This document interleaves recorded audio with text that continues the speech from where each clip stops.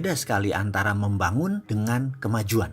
Ini adalah sebuah kalimat yang seakan membentak saya. Ini adalah percakapan dalam bahasa Inggris dengan mitra saya, si bule tua melalui Skype sore kemarin. Saya pun ingin memastikan maksudnya apa dari kalimat tersebut. Maksud kamu apa? Bisa dijelaskan? Begini, Indonesia saat ini terlihat banyak membangun infrastruktur. Iya, benar itu membangun. Namun jangan kamu bilang bahwa membangun itu memajukan Indonesia.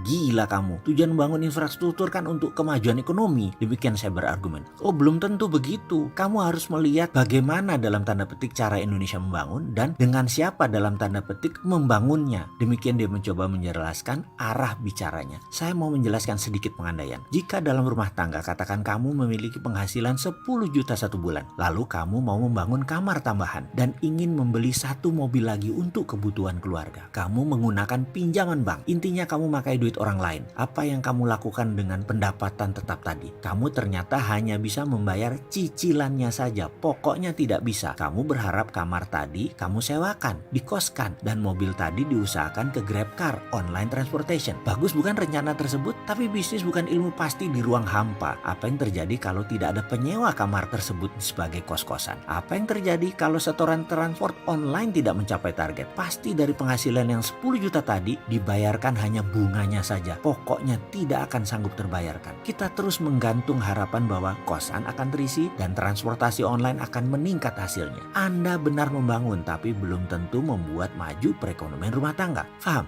Demikian kalimatnya menekan saya. Mengapa saya merasa tertekan? Karena saya mengharapkan usulan bisnis dan dana budget yang saya ajukan kepadanya diterima olehnya. Dalam kondisi sulit mencari modal di tanah air, maka menggunakan dana pihak luar adalah salah satu solusi yang saya pikirkan. Bayangkan dalam 3 tahun terakhir, angka pertumbuhan kredit turun begitu tajam di Indonesia ini. Membuat sulit bisnis berkembang. Bank biasanya belasan persen per tahun tumbuhnya penyaluran kreditnya. Alias kalau tahun lalu 1 triliun, tahun ini ya 1,15 triliun. Ini pengandaian ya. Namun sejak 2014 tumbuh kredit turun yaitu 11,58%. Lalu di 2015 turun ke 10,44%. Tahun 2016 turun lagi ke 7,87. Dan tahun 2017 turun hanya 4,18%. Di sebuah syarat ekonomi ingin tumbuh di atas 7% per tahun ekonomi nasional, maka kredit dikucurkan harus double, minimum 15%. Ini semua terjadi karena dana bank banyak kepake proyek jangka panjang. Jadi kering dana untuk UKM dan sejenisnya. Jadi sarannya bagaimana untuk kemajuan Indonesia? Saya bertanya lagi kepadanya.